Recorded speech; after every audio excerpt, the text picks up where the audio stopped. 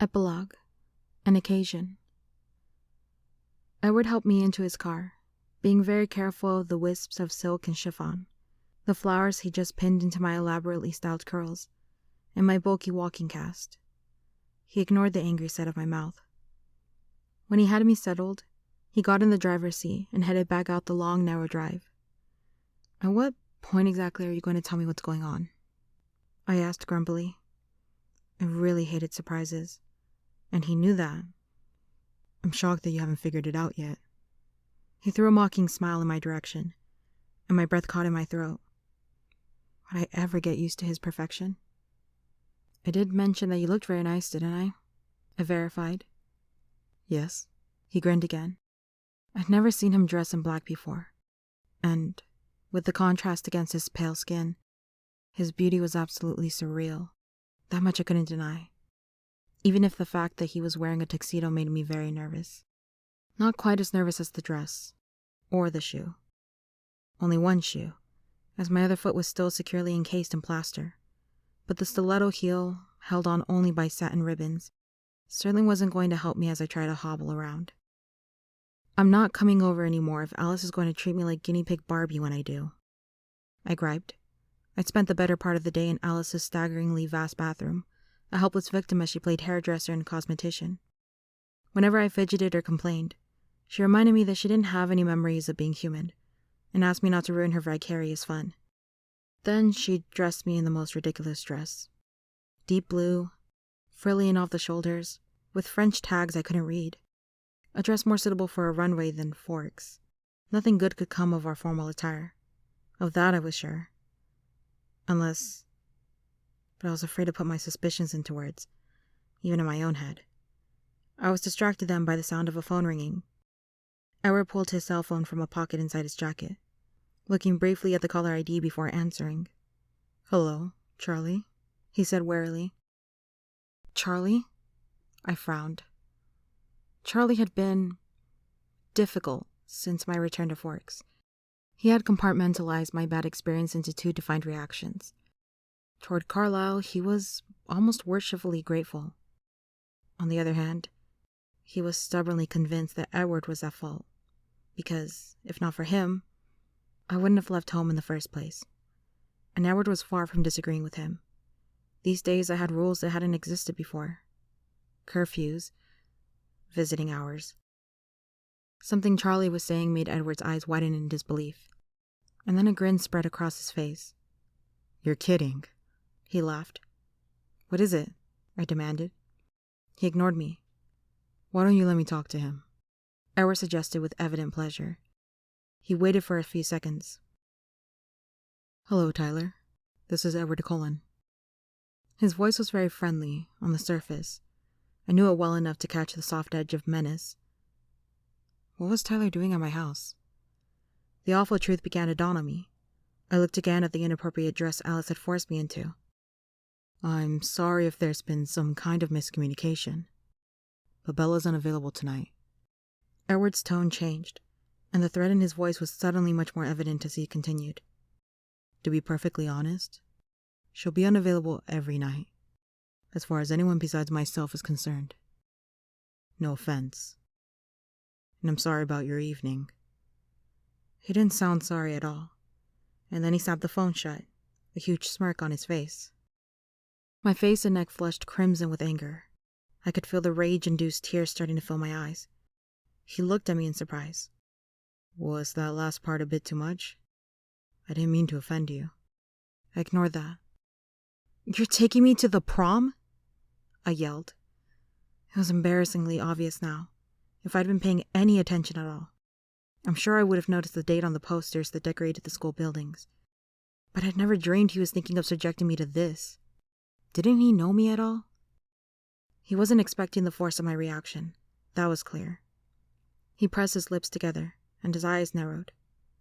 "Don't be difficult, Bella." My eyes flashed to the window. We were halfway to the school already. "Why are you doing this to me?" I demanded in horror. He gestured to his tuxedo. "Honestly, Bella, what did you think we were doing?" I was mortified. First, because I'd missed the obvious. and also because the vague suspicions, expectations really, that I'd been forming all day as Alice tried to transform me into a beauty queen were so far wide of the mark. My half-fearful hopes seemed very silly now. I'd guessed there was some kind of occasion brewing, but prom. That was the furthest thing from my mind. The angry tears rolled over my cheeks. I remembered with dismay that I was very uncharacteristically wearing mascara. I wiped quickly under my eyes to prevent any smudges. My hand was unblackened when I pulled it away. Maybe Alice had known I would need waterproof makeup. "This is completely ridiculous. Why are you crying?" he demanded in frustration. "Because I'm mad!" "Bella." He turned the full force of his scorching golden eyes on me. "What?" I muttered, distracted. "Humor me," he insisted. His eyes were melting all my fury. It was impossible to fight with him when he cheated like that. I gave in with poor grace.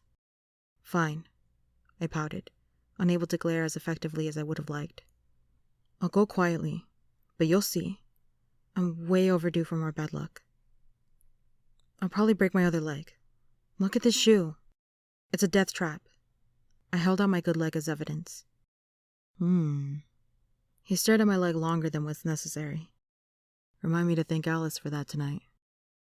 "Alice is going to be there?" That comforted me slightly. "With Jasper and Emmett." "And Rosalie," he admitted. The feeling of comfort disappeared. There had been no progress with Rosalie, though I was on quite good terms with her sometime husband. Emmett enjoyed having me around. He thought my bizarre human reactions were hilarious. Or maybe it was just the fact that I fell down a lot that he found so funny. Rosalie acted as if I didn't exist. While I shook my head to dispel the direction my thoughts had taken, I thought of something else. "Is Charlie in on this?" I asked, suddenly suspicious. "Of course." He grinned, and then chuckled. "Apparently Tyler wasn't, though." I gritted my teeth. How Tyler could be so delusional, I couldn't imagine.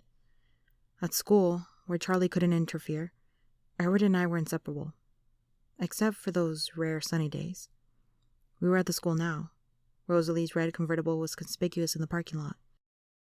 The clouds were thin today, a few streaks of sunlight escaping through far away in the west.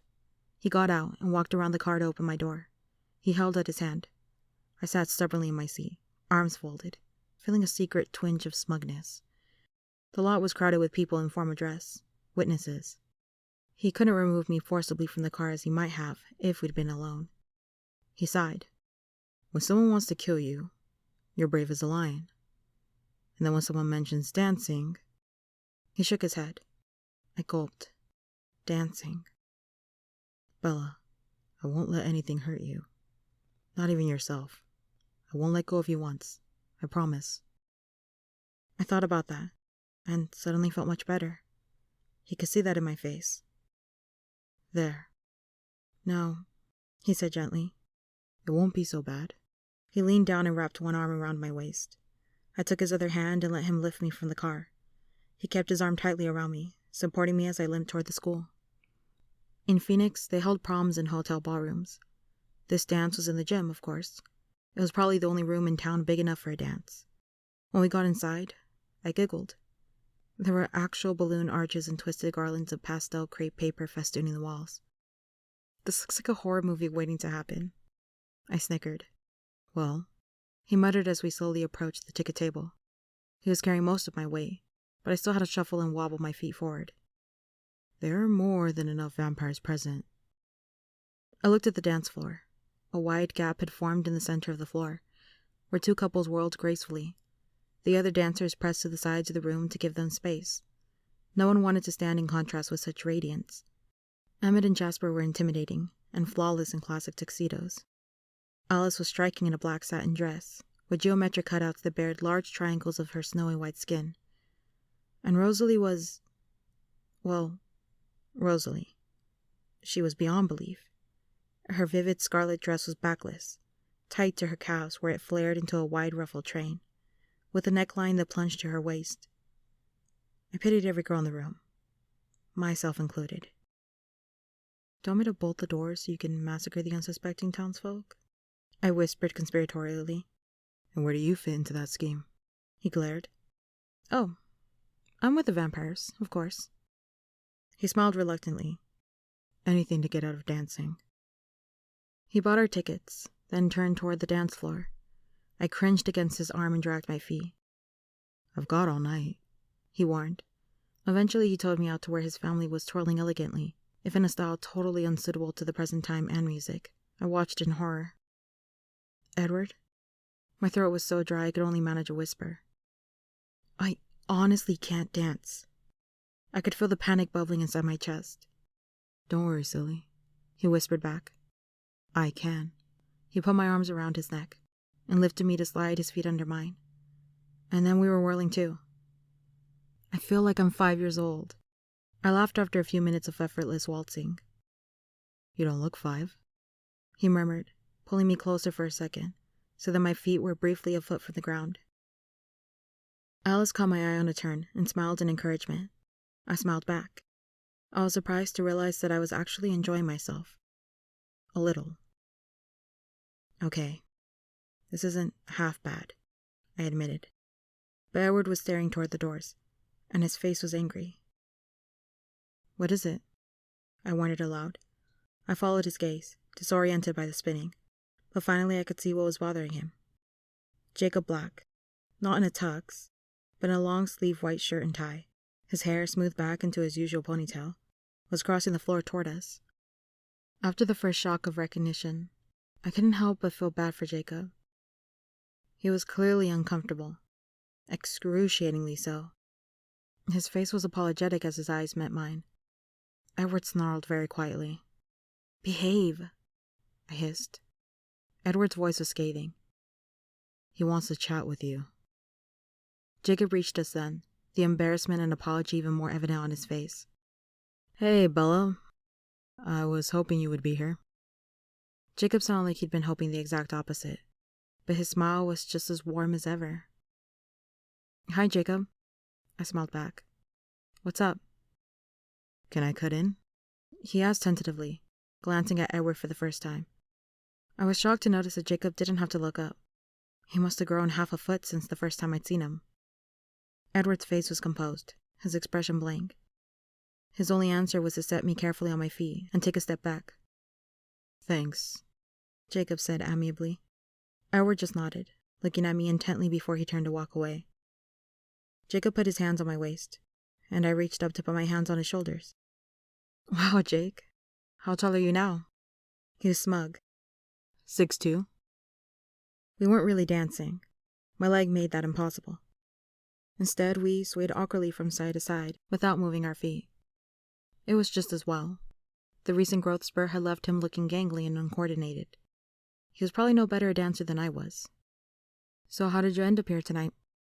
I asked without true curiosity. Considering Edward's reaction, I could guess. Can you believe my dad paid me $20 to come to your prom? He admitted, slightly ashamed. Yes, I can, I muttered. Well, I hope you're enjoying yourself at least. Seen anything you like? I teased, nodding toward a group of girls lined up against the wall like pastel confections. Yeah, he said. But she's taken. He glanced down to meet my curious gaze for just a second. Then we both looked away, embarrassed. You look really pretty, by the way, he added shyly. Thanks. So, why did Billy pay you to come here? I asked quickly, though I knew the answer. Jacob didn't seem grateful for the subject change. He looked away, uncomfortable again.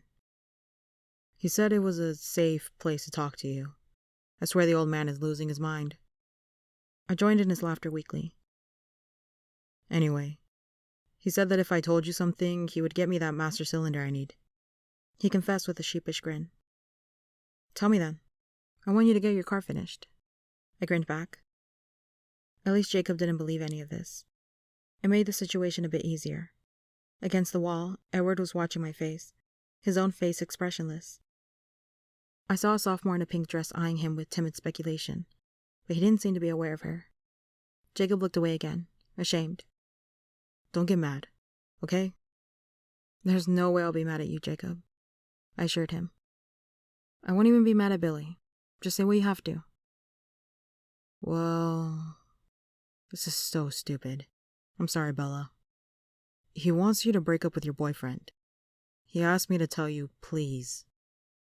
He shook his head in disgust. He's still superstitious, eh? Yeah. He was kind of over the top when you got hurt down in Phoenix. He didn't believe... Jacob trailed off self-consciously. My eyes narrowed. I fell. I know that, Jacob said quickly. He thinks Edward had something to do with me getting hurt. It wasn't a question, and despite my promise, I was angry. Jacob wouldn't meet my eyes. He weren't even bothering to sway to the music, though his hands were still on my waist, and mine around his neck. Look, Jacob, I know Billy probably won't believe this, but just so you know... He looked at me now, responding to the new earnestness in my voice. Edward really did save my life. If it weren't for Edward and his father, I'd be dead. I know, he claimed, but he sounded like my sincere words had affected him some. Maybe he'd be able to convince Billy of this much, at least. Hey, I'm sorry I had to come do this, Jacob. I apologized. At any rate, you get your parts, right? Yeah, he muttered. He was still looking awkward, upset. There's more? I asked in disbelief. Forget it, he mumbled. I'll get a job and save the money myself. I glared at him until he met my gaze. Just spit it out, Jacob. It's so bad. I don't care, tell me, I insisted. Okay, but... Geez, this sounds bad. He shook his head. He said to tell you... No, to warn you that... And this is his plural, not mine. He lifted one hand from my waist and made little quotation marks in the air. We'll be watching. He watched warily for my reaction. It sounded like something from a mafia movie. I laughed out loud. Sorry you had to do this, Jake, I snickered. I don't mind that much. He grinned in relief. His eyes were appraising as they raked quickly over my dress. So, should I tell him you said to butt the hell out? He asked hopefully. No, I sighed. Tell him I said thanks. I know he means well. The song ended, and I dropped my arms. His hands hesitated at my waist, and he glanced at my bum leg. Do you want to dance again? Or can I help you get somewhere? Edward answered for me. That's all right, Jacob. I'll take it from here. Jacob flinched and stared wide-eyed at Edward, who stood just beside us. Hey, I didn't see you there, he mumbled. I guess I'll see you around, Bella. He stepped back, waving half-heartedly. I smiled. Yeah, I'll see you later. Sorry, he said again before he turned for the door. Edward's arm wound around me as the next song started. It was a little up-tempo for slow dancing, but that didn't seem to concern him. I leaned my head against his chest, content. Feeling better? I teased. Not really, he said tersely. Don't be mad at Billy, I sighed. He just worries about me for Charlie's sake. It's nothing personal. I'm not mad at Billy, he corrected in a clipped voice. But his son is irritating me. I pulled back to look at him. His face was very serious. Why? First of all, he made me break my promise. I stared at him in confusion. He half smiled. I promised I wouldn't let go of you tonight, he explained. Oh, well, I forgive you. Thanks, but there's something else. Edward frowned. I waited patiently. He called you pretty, he finally continued, his frown deepening. It's practically an insult. The way you look right now, you're much more than beautiful. I laughed. You might be a little biased. I don't think that's it. Besides, I have excellent eyesight. We were twirling again, my feet on his, and he held me close. So are you going to explain the reason for all of this? I wondered. He looked down at me, confused, and I glared meaningfully at the crepe paper. He considered for a moment, and then changed direction, spinning me through the crowd to the back door of the gym. I caught a glimpse of Jessica and Mike dancing, staring at me curiously. Jessica waved, and I smiled back quickly. Angela was there too, looking blissfully happy in the arms of little Ben Cheney. She didn't look up from his eyes, a head lower than hers. Lee and Samantha, Lauren glaring toward us, with Connor. I could name every face that spiraled past me. And then we were outdoors, in the cool, dim light of a fading sunset. As soon as we were alone, he swung me up into his arms and carried me across the dark grounds till he reached the bench beneath the shadow of the madrone trees. He sat there, keeping me cradled against his chest. The moon was already up, visible through the gauzy clouds, and his face glowed pale in the white light. His mouth was hard, his eyes troubled. "The point?" I prompted softly. He ignored me, staring up at the moon. "Twilight again," he murmured. "Another ending. No matter how perfect the day is, it always has to end." "Some things don't have to end," I muttered through my teeth, instantly tense. He sighed. "I brought you to the prom," he said slowly, finally answering my question, "because I don't want you to miss anything. I don't want my presence to take anything away from you, if I can help it. I want you to be human. I want your life to continue as it would have if I died in 1918 like I should have." I shuddered at his words, and then shook my head angrily. In what strange parallel dimension would I ever have gone to prom of my own free will? If you weren't 1,000 times stronger than me, I would never have let you get away with this. He smiled bravely, but it didn't touch his eyes. "It wasn't so bad. You said so yourself." "That's because I was with you." We were quiet for a minute. He stared at the moon and I stared at him. I wished there was some way to explain how very uninterested I was in a normal human life. "Will you tell me something?" he asked, glancing down at me with a slight smile. "Don't I always?" "Just promise you'll tell me," he insisted, grinning. I knew I was going to regret this almost instantly. "Fine." "You seemed honestly surprised when you figured out that I was taking you here," he began. "I was," I interjected. "Exactly," he agreed. "But you must have had some other theory. I'm curious. What did you think I was dressing you up for?" "Yes." Instant regret. I pursed my lips, hesitating. "I don't want to tell you." "You promised," he objected. "I know. What's the problem?" I knew he thought it was mere embarrassment holding me back. "I think it will make you mad. Or sad." His brows pulled together over his eyes as he thought that through. "I still want to know. Please?" I sighed.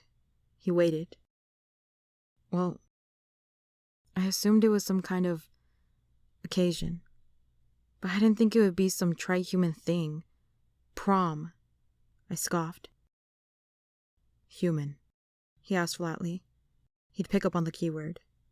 I looked down at my dress, fidgeting with a stray piece of chiffon. He waited in silence. "Okay," I confessed in a rush. "So I was hoping that you might have changed your mind. That you were going to change me, after all." A dozen emotions played across his face.